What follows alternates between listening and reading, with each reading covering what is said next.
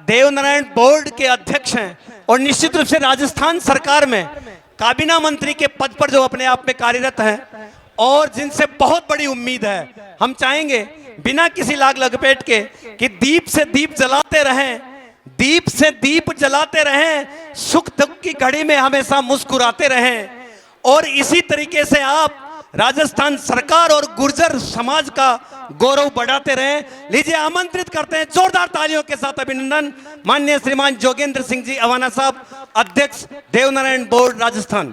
बोल भगवान देवनारायण की। आज श्री देवनारायण मंदिर ट्रस्ट जोधपुरिया धाम में मूर्ति के विशेषकर हमारे ऐसे योद्धा कर्नल किरोड़ी सिंह जी बैसला, उनकी मूर्ति और श्री देव गेस्ट हाउस देवधाम के लोकार्पण के कार्यक्रम के अवसर पर वे सौर ऊर्जा प्लांट देवधाम का लोकार्पण एवं नवीन व्यावसायिक देवधाम लोकार्पण के कार्यक्रम के अवसर पर सभी का सम्मान करते हुए मेरे सामने उपस्थित सभी बुजुर्गों, नौजवान साथियों, हमारी मातृशक्ति प्यारे बच्चों, मैं आज हमारे जोधपुरिया जो ट्रस्ट है, जो धाम है, उसकी पूरी कमेटी को बहुत ही सफल इस कार्यक्रम के आयोजन पर बहुत बहुत बधाई और शुभकामनाएं देता हूं। आप सब जानते हो कि जिस तरह से यहाँ की कमेटी ने इस कार्यक्रम का आयोजन रखा है, मैं सबसे पहले उनको बधाई इस बात के लिए देना चाहता हूं कि ऐसे हम सबके बीच में नहीं रहे कर्नल किरोड़ी सिंह जी बैसला, जिनकी मूर्ति का यहाँ अनावरण का एक बड़ा कार्यक्रम पूरे राजस्थान में जिस तरह से यहाँ आयोजन किया जा रहा है, उसके लिए मैं बार बार बधाई और शुभकामनाएं देता हूं। बहुत सारी बातें मुझसे पूर्व वक्ताओं ने मंच के माध्यम से की, बहुत सारी चीजों को मैं भी बहुत बारीकी से एक एक चीज को देख रहा था। ये बहुत खुशी का विषय है कि आज पूरे राजस्थान के अंदर अगर एमबीसी को 5% के आरक्षण का लाभ मिल रहा है तो वो सब श्रेय अगर किसी को जाता है तो आदरणीय कर्नल किरोड़ी सिंह जी बैसला साहब को जाता है। कर्नल किरोड़ी सिंह जी बैसला ने ये लड़ाई कोई राजस्थान की नहीं लड़ी, बहुत सारे साथियों को और खासकर बहुत सारे नौजवानों को कुछ चीजें मैं आपको बताना चाहता हूं कि जिस समय कर्नल किरोड़ी सिंह जी बैसला राजस्थान में एमबीसी की मांग को लेके आंदोलन कर रहे थे तो इस आंदोलन की चिंगारी पूरे देश के हर राज्य में जहां गुर्जर समाज के लोग निवास करते हैं, वो चिंगारी वहां तक पकड़ने का काम कर रही थी। कोई ऐसा राज्य नहीं बचा था कि जिस राज्य में इस आरक्षण का समर्थन करने के लिए गुर्जर समाज के लोगों ने बड़ी बड़ी महापंचायत ना करी हो और कर्नल साहब का समर्थन ना किया हो। ऐसा कोई राज्य नहीं बचा था। कर्नल साहब कोई राजस्थान के नेता नहीं थे।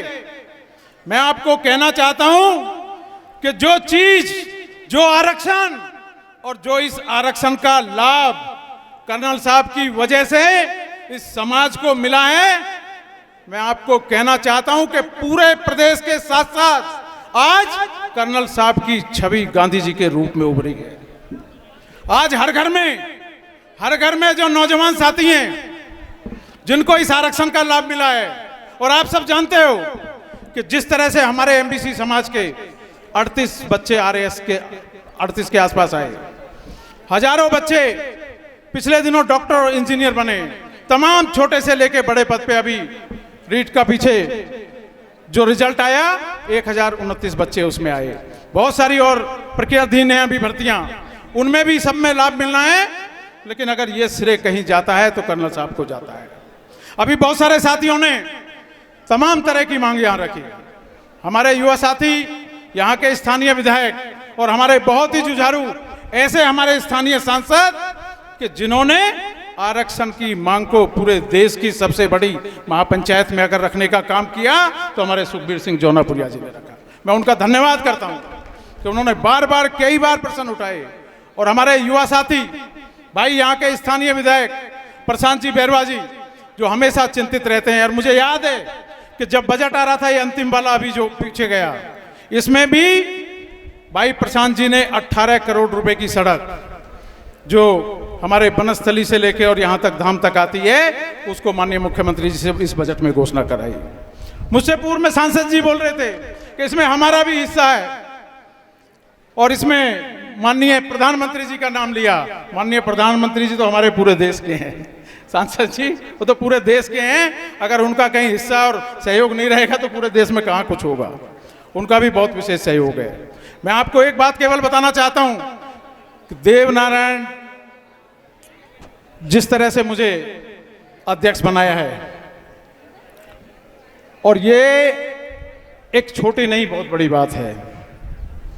आज जिस तरह से 2008 में गठन होने के बाद और ये पद रिक्त चला आ रहा था, आज बहुत सारे लोगों की बहुत सारी उम्मीदें जागी हैं।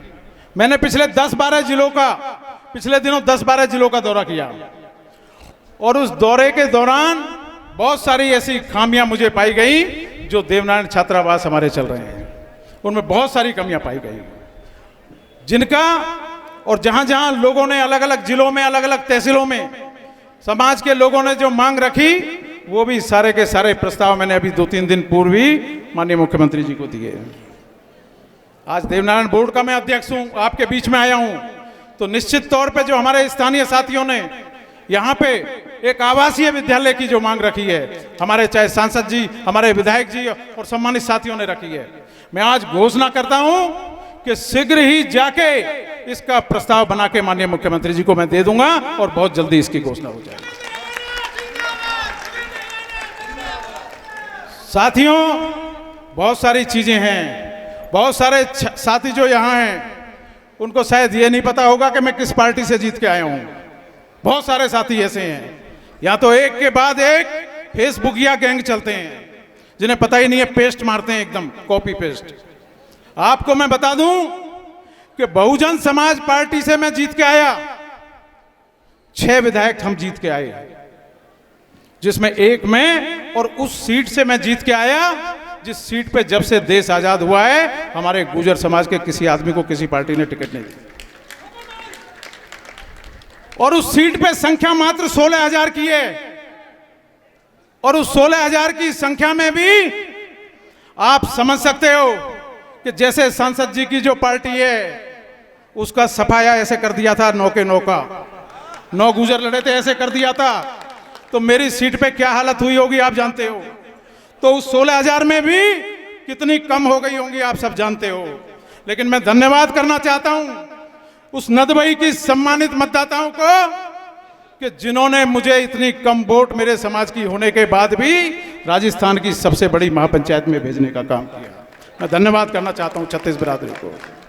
और मुझे आज भी याद है वो दिन जब मैं विधायक बना था, और विधायक बनने के बाद में 10 फरवरी का दिन था 2019, श्री जगदीश धाम जी का कैमरी में मेला था और कर्नल साहब सड़कों पे लड़ाई लड़ रहे थे, सड़कों पे जाम लगा के बैठे हुए थे आरक्षण की मांग को लेके।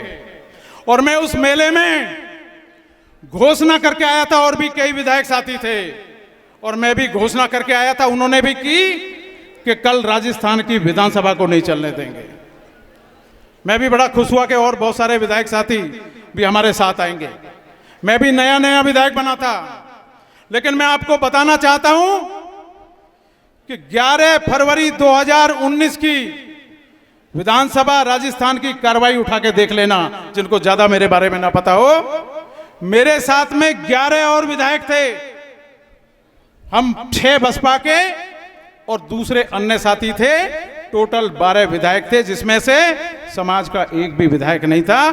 और हमने आधे घंटे विधानसभा नहीं चलने दी थी, वेल में चले गए थे, और गुर्जर आरक्षण को लेके कर्नल साहब जिस तरह का आंदोलन कर रहे थे उस चीज को लेके हम लोग वेल में चले गए थे, विधानसभा नहीं चलने दी।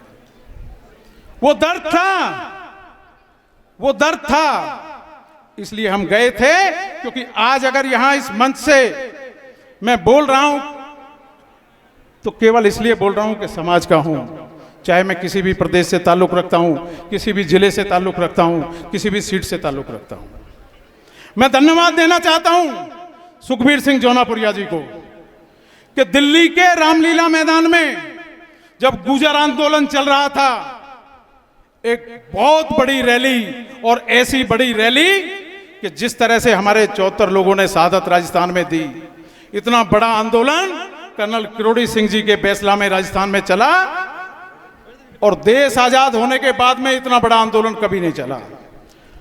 मैं आपको बताना चाहता हूं कि ऐसी ही रैली देश आजाद होने के बाद में सबसे बड़ी रैली अगर कहीं हुई तो दिल्ली के रामलीला मैदान में हुई, जिसमें खुद कर्नल साहब की उपस्थिति थी, और जितने भी हमारे संघर्ष समिति के, आरक्षण संघर्ष समिति के साथी थे, उन सबकी उपस्थिति थी। और उस रैली के संयोजक थे सुखबीर सिंह जौनापुरिया जी। उस रैली की पूरी मीडिया की जिम्मेदारी मेरी थी। नोएडा, दिल्ली, हरियाणा, हिमाचल, राजस्थान, आसपास के सारे प्रदेशों की जनता वहां पे आई थी, और उस रैली में जो ऐलान हुआ था, जो लोगों ने जो ऐलान किया था कर्नल साहब के नेतृत्व में, उस ऐलान का ही नतीजा है कि आज हमको जिस तरह से आरक्षण मिला है, उसमें हमने दबाव में सरकारों को लिया था। यह हमारा दुर्भाग्य रहा कि जिन लोगों ने हमारे 72-73 लोग शहीद कराए, गोलियां चलाई, उसके बाद भी उस सरकार ने हमें आरक्षण नहीं दिया। यह हमारा दुर्भाग्य है। लेकिन मैं धन्यवाद करना चाहता हूं कांग्रेस की, अशोक गहलोत की सरकार को, कि उन्होंने चाहे पीछे 1% आरक्षण दिया या इस बार 4% आरक्षण दिया, और 72-73 डंडे नहीं चलाए। मैं उनका धन्यवाद करना चाहता हूं इस बात के लिए। जो सच बात है उसको सच कहना चाहिए। अगर आज यहां मैं बुलाया आपने, यहां मैं आपके मन से बोल रहा हूं, तो मुझे मेरी सच बात कहनी चाहिए। बहुत सारे लोगों ने तान तान के क्या क्या लिखा, मेरे बारे में भी बहुत कुछ लिखा। आज मैं आपको कहना चाहता हूं, पता नहीं क्या क्या लिख दिया। उन्हें ये पता ही नहीं थी, वो तो भेड़ चाल थी, भेड़ चाल। उन्हें यही नहीं पता थी। कोई कहता था कि अब के टिकट ले लेना, कोई कहता था जब ले लेना। उन बेचारों को पता ही नहीं था। मैं तो ऐसे लोगों को ईमानदारी से आपको बताना चाहता हूं कि मैं ऐसे लोगों की कोई बात को बुरी नहीं मानता, लेकिन मैं ऐसे लोगों से यह भी कहना चाहता हूं कि सच्चाई को जानना भी बहुत जरूरत है। सच्चाई को आप जानोगे तो आगे बढ़ जाओगे। आज कर्नल साहब ने आपको आरक्षण दिया है। कर्नल साहब की लड़ाई लड़ी गई मजबूती के साथ में और ईमानदारी के साथ में, और पूरे देश के अंदर जिसका एक मैसेज गया। और कर्नल साहब की जगह अगर कोई और आदमी होता, कोई राजनीतिक व्यक्ति होता, तो कहीं ना कहीं आंदोलन टूट जाता। मैं आपको बताना चाहता हूं। लेकिन उनकी ईमानदारी थी, उनकी मेहनत थी। जिस ईमानदारी और मेहनत के साथ में कर्नल साहब लगे हुए थे, तो ये लड़ाई कमजोर नहीं हुई। ये लड़ाई मजबूती के साथ में लड़ी गई, और जब मजबूती के साथ में लड़ी गई तो इस लड़ाई का परिणाम आया।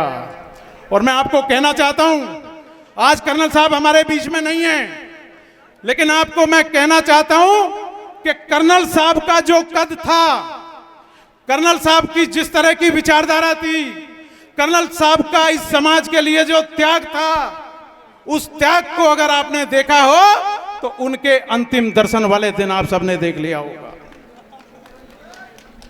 पूरे राजस्थान के अंदर और देश के किसी कोने का कोई व्यक्ति नहीं बचा था, चाहे वो अलग अलग राज्यों से कम संख्या में आया हो। पूरे देश के लोगों की जिस तरह से आंखें नम हो गई थी, वो किसी से छुपी नहीं है। वो त्याग था, वो मेहनत थी, वो ईमानदारी थी। इसीलिए कर्नल साहब ने इतना बड़ा काम किया। और उन बच्चों को भी मैं कहना चाहता हूं कि कर्नल साहब ने आरक्षण तो दिला दिया, अभी बहुत सारी चीजें पेंडिंग हैं। हमारे विजय भाई भी लड़ाई लड़ रहे हैं, 233 वाली भी लड़ रहे हैं, और भी कई हैं अभी बच्चों की। लेकिन इस आरक्षण का अगर फायदा अगर है तो तभी है जब हम अपने बच्चों को पढ़ा लेंगे। अगर हमारे बच्चे पढ़ लिख जाएंगे तो निश्चित तौर पे उसका आरक्षण का लाभ उठा सकते हैं। और जब बच्चे ही नहीं पढ़ेंगे तो कोई फायदा नहीं है।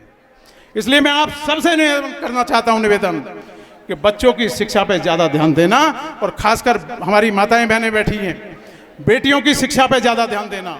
कर्नल साहब का सपना था कि जब हमारे गुर्जर समाज की बेटी कलेक्टर की कुर्सी पे बैठेगी IAS बनके, तो वो दिन मेरा सबसे खुशी का होगा। कर्नल साहब की सच्ची जो हम लोग उनको श्रद्धांजलि देना चाहते हैं, वो सच्ची श्रद्धांजलि यही होगी कि बेटों के साथ साथ बेटियों की शिक्षा पे भी ज़्यादा ध्यान देने की आवश्यकता है। आज आप सब लोगों ने मुझे यहाँ बुलाया, आवासीय विद्यालय की मांग रखी, उसको मैंने अभी आपके सामने घोषणा करी। मैं एक और अन्य घोषणा, भाई प्रशांत जी से मेरी बात हो रही थी, हमारे स्थानीय विधायक जो साथी हैं उनसे बात हो रही थी कि उप स्वास्थ्य केंद्र भी हमारे इसी के अंडर आता है, इसी में बोर्ड में उप स्वास्थ्य केंद्र की भी मैंने अभी कई साथियों से बात की, हमारे स्थानीय विधायक से की। उप स्वास्थ्य केंद्र का भी प्रस्ताव मैं भेजूंगा जो हमारे यहाँ पे धाम पे लगेगा, तो उससे यहाँ स्थानीय चिकित्सा में काफ़ी लाभ मिलेगा। आप सब साथियों ने यहाँ बुलाया क्योंकि मेरी खुद की विधानसभा में अभी 3-4 कार्यक्रम हैं। आप सबसे थोड़ा सा जल्दी विदा लेते हुए और आप सबका पुनः एक बार हमारे अध्यक्ष जी और पूरी कमेटी का बहुत बहुत धन्यवाद करते हुए आप सभी से विदा भी लूंगा। राम राम साहब।